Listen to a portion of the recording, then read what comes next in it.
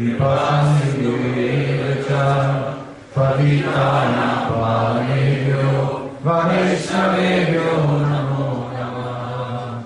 Sri Krishna Chaitanya Prabhu Nityananda Shri Advaita Gadadhara Shivasadi Gaura Bhakta-vrinda. Hare Krishna Krishna Krishna Hare Hare Hare Rama Rama Rama Hare Hare.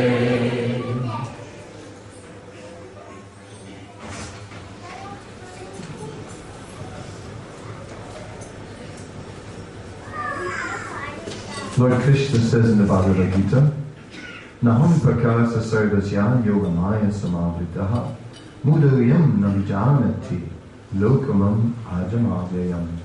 I am never manifest to the foolish and unintelligent. For them, I am covered by my internal potency, and therefore they do not know that I am unborn and infallible.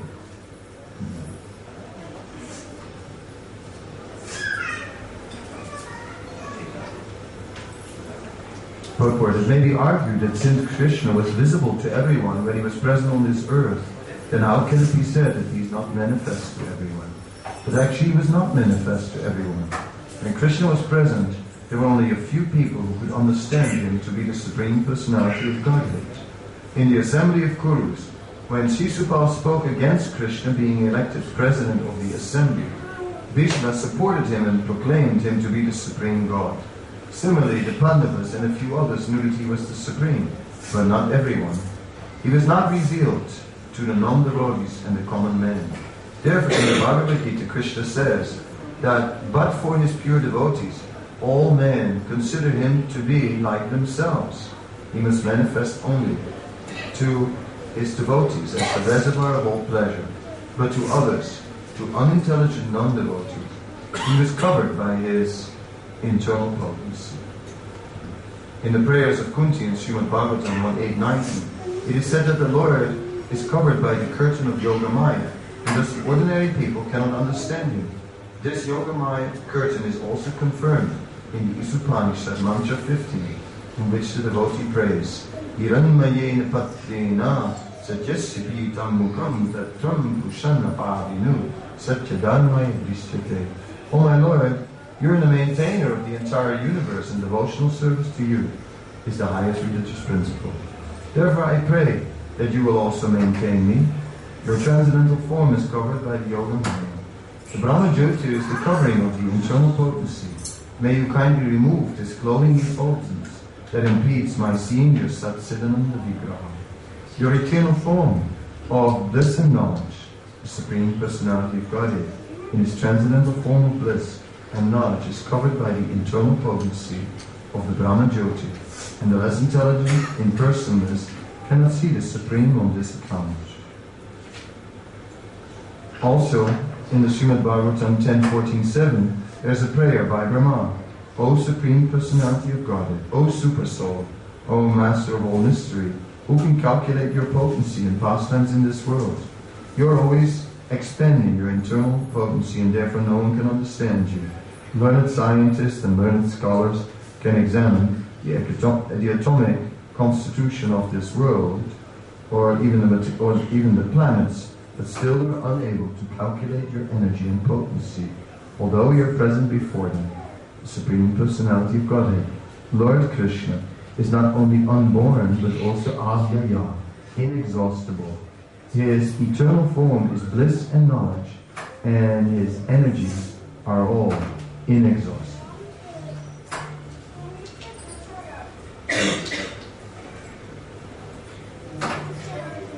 Who can understand Krishna? Who can understand that there is a personality behind all the unlimited energies? Who can understand that there is not only one universe, but that there are many universes, and that all these universes are emanating from the Supreme Lord? Who can understand that Krishna has unlimited qualities, that although he is a person, that he is by no means limited, but rather that his qualities have no end, and that the devotee spends eternity in exploring these qualities of Krishna and discovering them and becoming enlivened by them, because all Krishna's qualities are wonderful and giving so much inspiration. Wonderful Krishna. The residents of Vrindavan were experiencing like that. Krishna, the Supreme Personality of Godhead, is not dry, is not boring, is not working. Naham natasya karyam karanam savijate parasya shakti vividaya suyate. That there are unlimited energies emanating from Krishna, but Krishna has no work to perform. Krishna is the supreme controller, but Krishna does not need to push buttons or pull strings to control things. Things are simply going on by his desire, and he himself is engaged in unlimited, blissful pleasure pastimes. That is Krishna. And the devotees, they are seeing all these unlimited qualities of Krishna.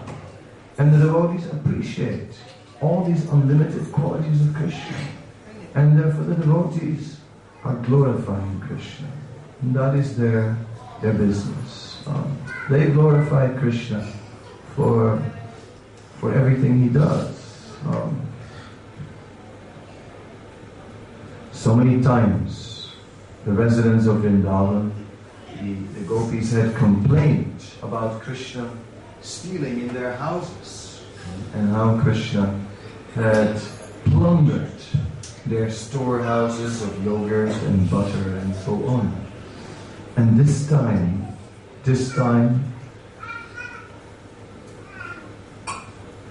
Mother Yasoda caught him red-handed. Red-handed, she walked in and she saw Krishna there with a broken pot of butter on the ground, and monkeys had come inside the storeroom, and Krishna was feeding it to the monkeys. So she walked up to him and then said, "You rascal, now I have caught you red-handed."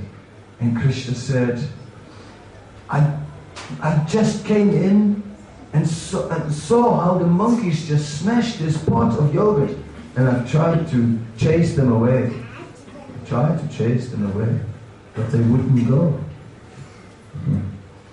Mother Yasoda was not convinced and said, "Yes, you are feeding your friends the monkeys."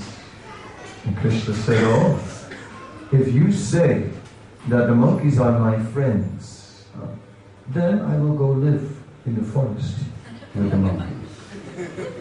That's when Mother Yasoda became worried. And that was the point where she decided to tie him up. She decided to tie him up because she said, what if he's going to leave and live in the forest? So let's tie him up. Because otherwise, how could she have tied Krishna? He, who is her most beloved son, how could she have tried to tie him up? No. But since he wanted to escape, oh yes, tie him up. We can never let Krishna escape. Such Krishna consciousness, where one cannot be without Krishna for a moment. That is the purpose of this movement. Sthanam stiti shrutikatam tanam manabir. Stay in the position where you are and go forward from that position. That's a big thing. Stay there and then develop Krishna consciousness from that position. As simple as that. Go forward. Go forward. Don't go backward. Don't become more entangled. No. As much as we are entangled in material matter, Naham prakasa sarvasya yogamaya samavitaha, we will become avrita, covered by these relationships with the material energy. And then, life after life, take birth in the material world. Then, again, forgetting everything. Children are in ignorance. They're totally in ignorance. They don't know what to do, what to eat, what not to eat. They eat anything. They put anything in their mouth. Ignorance. To tell them everything. So, like that, again, covered, again, forgetful. And now, so much influenced by lust. And then, kama rupena kunteya dushpurena nalena cha. Now, avitam jnanam etena yoginam mityavairina. Now our consciousness covered by lust, the eternal enemy, which is burning in the heart just like fire.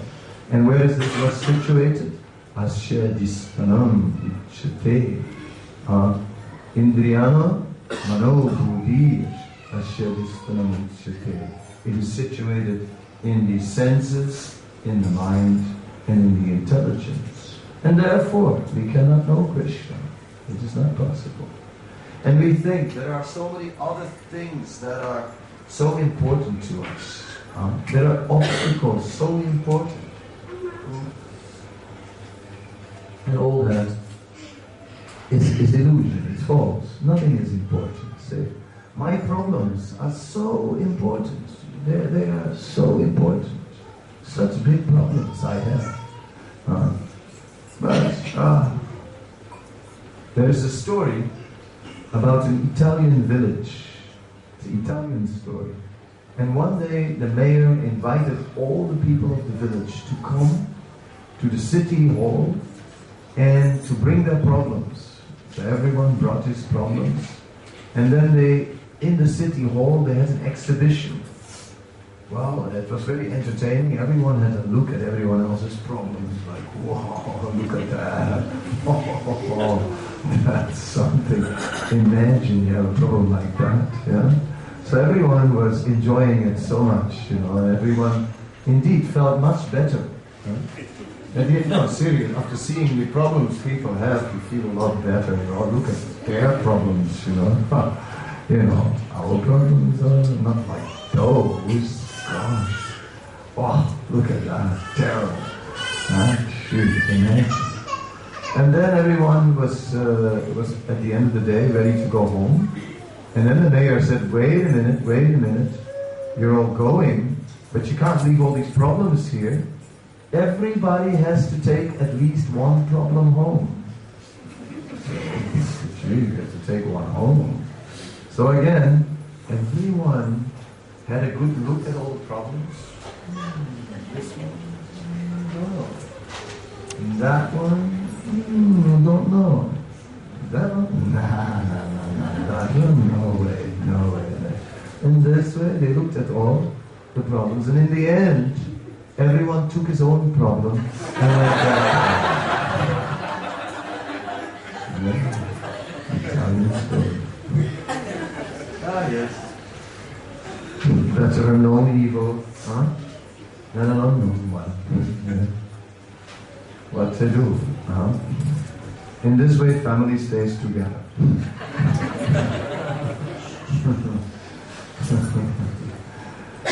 It may be difficult, but at least you know how to deal with it. You know what I mean? At these things, you should deal with it your whole life. Whatever may be. So in this way, we are so preoccupied with our affairs, so much so that we think it's like impossible for me to be Krishna conscious. Impossible. No, if we would just stop, being busy with these material problems, then we would immediately be Krishna conscious. It's so simple. It's not difficult to be Krishna conscious. Just stop the other things. Just stop them altogether. It's just like sex desire. What do you do? What do you do? What do you do when it comes? What do you do? The best answer is nothing. Nothing. Just do nothing. It will go away. That's the best answer. If, however, you say, oh, I can't do that, then we'll say, don't worry about it. Just do nothing. But if it comes again, and then do something, then what can be said? Of course, you say, yeah, but we want children. Okay. But is that such a great thing? Is that the perfection of life? Is that truly what will give you fulfillment in life? Is that the goal of life? The goal of life is to have children. Then become a rabbit. They have many more children. No. My point is, the animals have children, so what is the difference then? That is the body. That is the biological need. That is the need of the body, not the need of the soul. Or have pure devotee children. Then you can have many. You want children, but then they must be pure devotee children. Now that's hard work, to make your little angels into pure devotees. It's not so easy because they are not always cooperating with that. So, very complicated. Very complicated. So all these things, they tend to tie us down into so much entanglement, and Krishna disappears in the background. But everything can be connected to Krishna.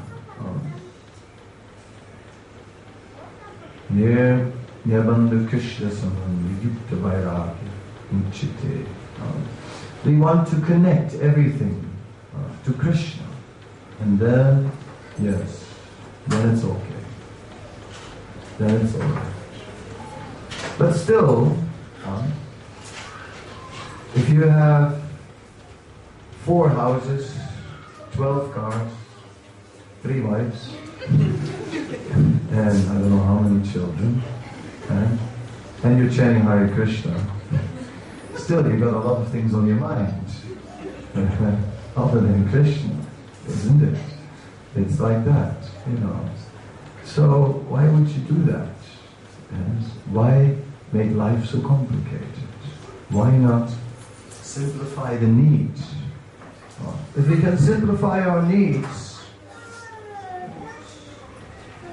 that's beneficial, because then we have time and energy for Krishna. And that is the purpose of life. That's what we have it for. Energy is so limited. Only when you're a kid, you have unlimited energy, but you don't know what to do with it. That's the problem. Then when you grow up, energy starts to run low, start taking vitamin pills and all kinds of things to get some more energy. Time and energy are very limited. Very limited. So we need to preserve more time and energy for Krishna.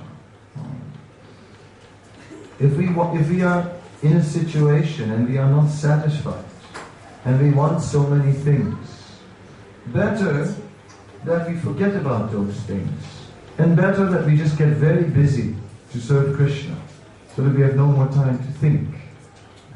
And then, after some time, then when we start thinking again, then we don't want all these other things anymore. Then suddenly, that will all have gone away. Like I have my story, which is, you have material desires. No problem. No problem. We'll get a big cardboard box, put all your material desires inside, and write on the box, my material desires.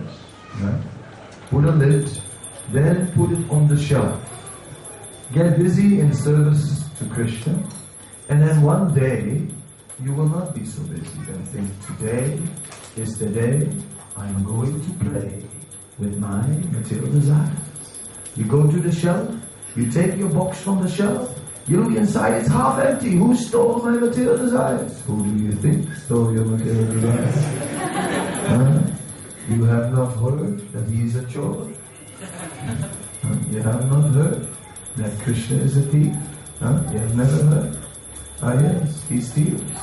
So Krishna says in the Gita, Sarvadharamam parichayamamekam saranam vrajaham sam sarvapapevyo mokshayashyami masuchaha. He says, if you serve me, I'll take away all your material desires. See? So, this is exactly what will happen. So why give it so much importance? Oh, but I really want this. You know, and it's like, what do I do? Of course I can't, but I want, and I shouldn't, but what if I would?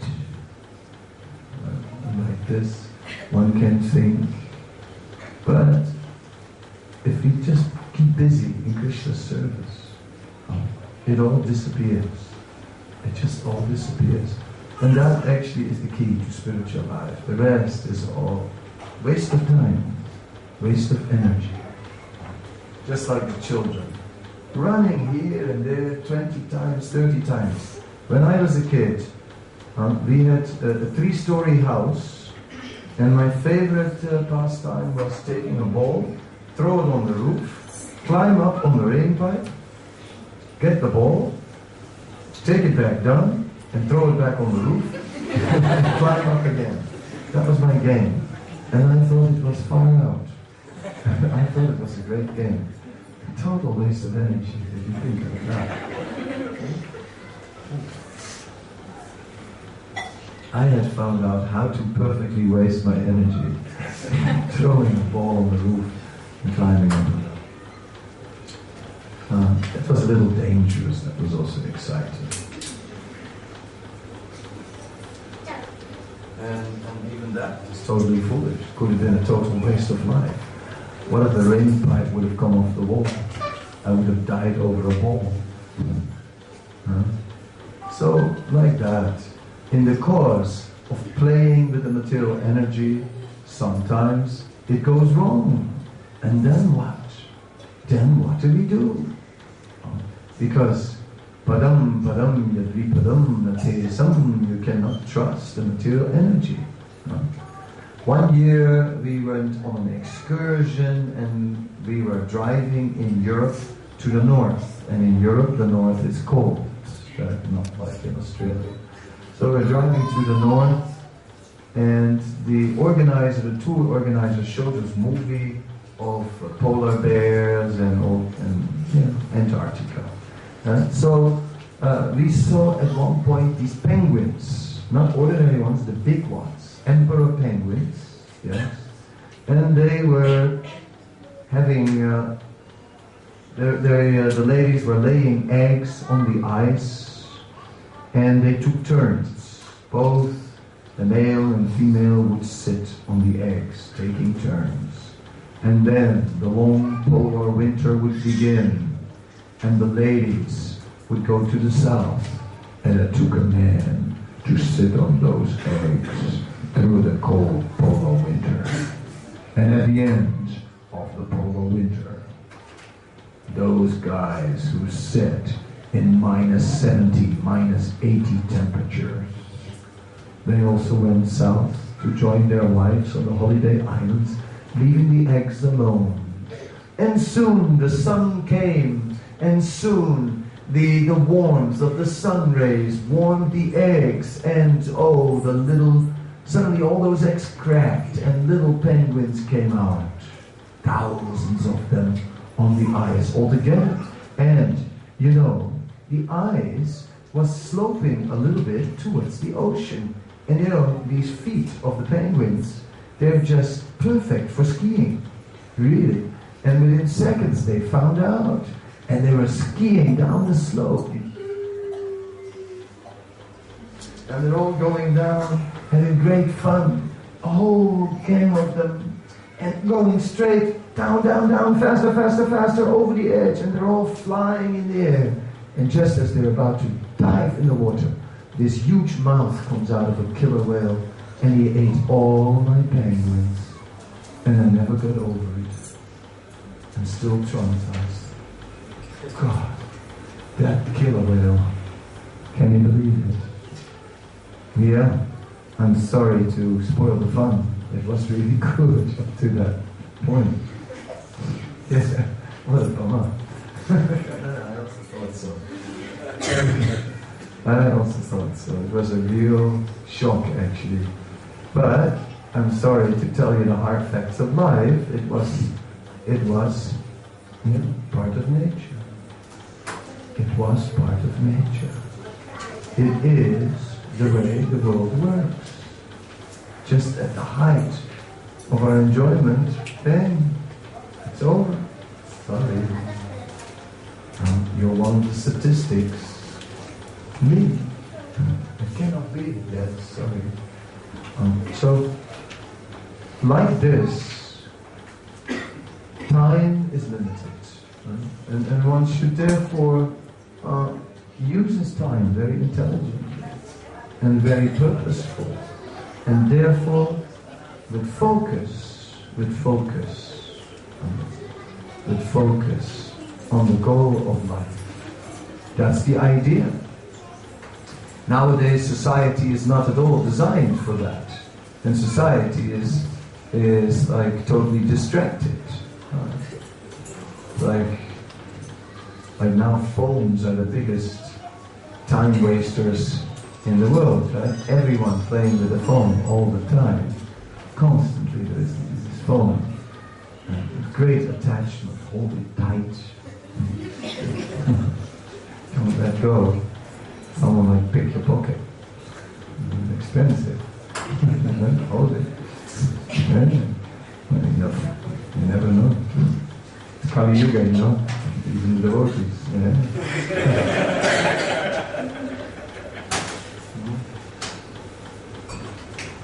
So in this way, so many things to distract us and to awaken other desires in us. So many things.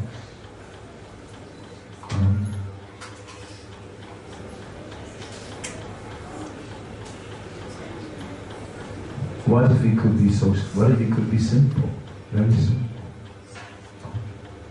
That is very nice, to be simple.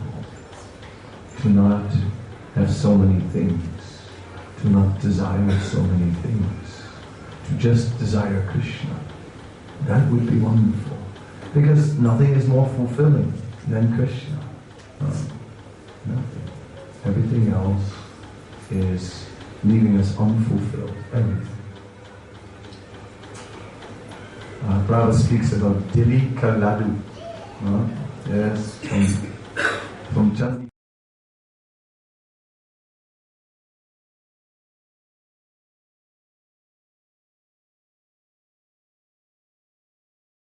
Very famous, and also some people start smiling. I think they have been. I also have been. It's just next to Paratavalagali. Yes. And then just a little further, there is that big Nitai Vala, and he has Dirika Ladu. So, and if you have eaten Dirika Ladu Kilaya, and if you have eaten the Dirika Ladu, or you have not eaten the Dirika Ladu, you'll always complain. And Prabhupada said, this is marriage. When you're not married, you complain, and when you're married, you complain. This is the nature. Dirika Ladu. You always, if you haven't had it, you complain. Once you've had it, say, is this famous Dirika Ladu? And everyone has been telling me about it. And it wasn't that good. This is the nature. So see. So like this, we are... because it's really in the mind. You see? It's the idea, we're running after an idea. Thinking, I have this desire and I want it fulfilled. When is the prince coming? Yeah. And then the prince comes around the corner, but he forgot his white horse and everything. But anyway, still a prince. So like that, or the princess. We like, in the end we settle for less than the dream, just to have something. So, and then it goes on. So why waste our time? That is the big question. Why waste our time? But sthanam sitam shuddhikatam we should begin from where we are. That's what I said before. Wherever we are, that's fine. But we should not make it worse. We should go forward from where we are to Krishna. That's the idea. Because all our material relationships, they cover us. They cover us so much. And make us create a distance between us and Krishna. And that's why we find Krishna consciousness difficult. Only because of that covering, which can very easily go if we just let go and get absorbed in service. We just say, I make service my life and soul. Then very quickly, all these coverings will disappear. So any questions? 10 minutes.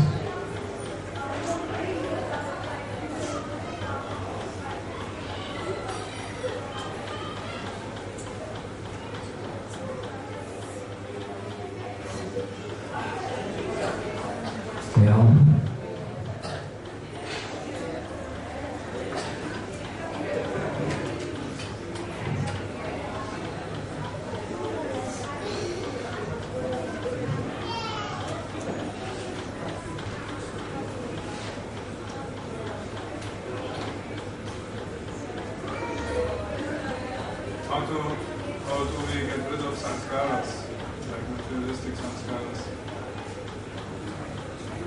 How do we get rid of materialistic sanskaras, or one can say sanskaras are impressions on the mind. So there are deep impressions on the mind that we carry with us, and they create like very strong attachment. And the feelings are very deep.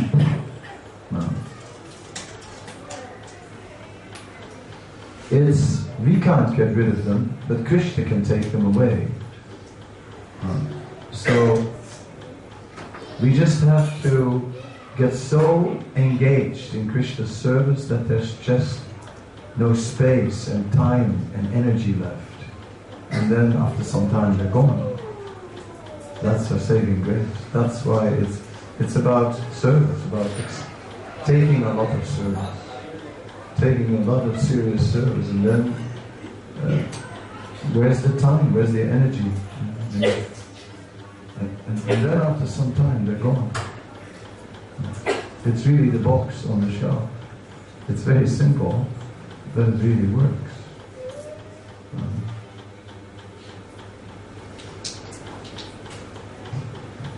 Can I say? I don't know how I would have become a sannyasi. I wasn't always a sannyasi from childhood, already a little sannyasi. Not exactly. Also, as a child, tried out a few things. And as a teenager, I also tried out a few things.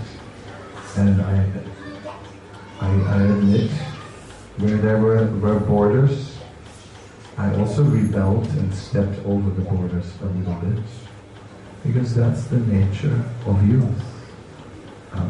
Srila Bhaktisiddhanta Saraswati Thakur said, youth means to sometimes break the rules. That's youth. Who never broke the rules? Rare. Rare to find someone like that.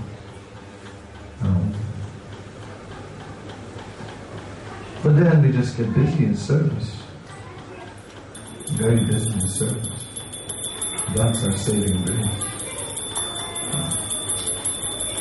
That's the key. And that was Srila Prabhupada's point. Srila Prabhupada's point was devotional service. He's emphasizing that. Do some devotional service. Not like try to meditate on Krishna. Try to always think of Krishna. Yes, that's there. Try to always think of Krishna. But that was not Prabhupada's practical solution. That was like a philosophical instruction. The Prabhupada's practical solution was do something for Krishna. Do some service for Krishna. And by doing some service for Krishna, the result will be that we will always think of Krishna and never forget him. So that's the key. Really. Yeah. Maharaj, if one gets so busy with service, will it lead to burnout? Burnout. Well, the burnout, yeah.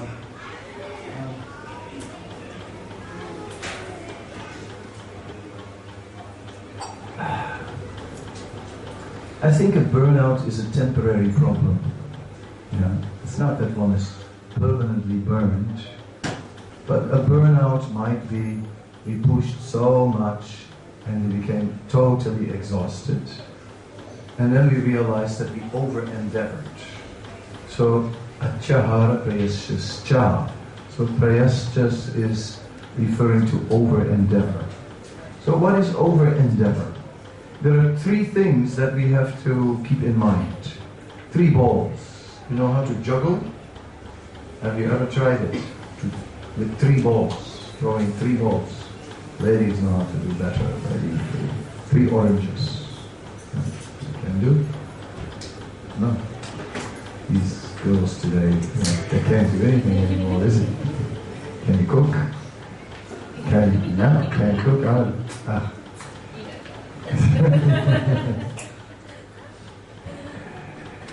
Gosh, what happened to the world today? We send them to university, and then they can't juggle anymore. That's the result. Anyway, we're all the same, you know. We're all like that. Anyway, juggling is... so don't feel embarrassed. We're all juggling and trying to juggle 3 balls, namely personal well-being, our sadhana, and our service. And all these 3 need attention. And so we have to look after health. Burned out. If you burn out your health, okay, that's not so good. So, personal well-being, health, peace of mind, sadhana, and service. Then we have, in terms of service, we have three zones: the comfort zone, the stretching zone, and the pain zone. So if in your service you take on so much service that you go into the pain zone, if you go too long into the pain zone, then you have to go into the comfort zone in the hospital. That's not a good idea. Right? If, however, you're always in the comfort zone, then gradually by your snoring you'll cut the legs from under the bed and you could get severely injured. Yeah. So that also will not help. So the idea is that we stay in the stretching zone. We try and do a little more. But that's the art. Looking after personal well-being, sadhana, and service. These 3. We juggle them. And sometimes one needs a little more attention, other times the other one needs more attention. Yeah. So yes, it's possible. Is it possible to do too much service? Yes, it is, if it goes at the expense of your sadhana. If you can no longer chant Hare Krishna. You do so much service that you can't chant your rounds. That's over-endeavor. You do so much service that you kill yourself, literally, right? Then it's over and done. And like that we have to find out. But the mood should be really absorbed in service if we want to overcome material desires, because it's the only way. Jari does it all. So, then right. So, thank you very much. Prabhupada,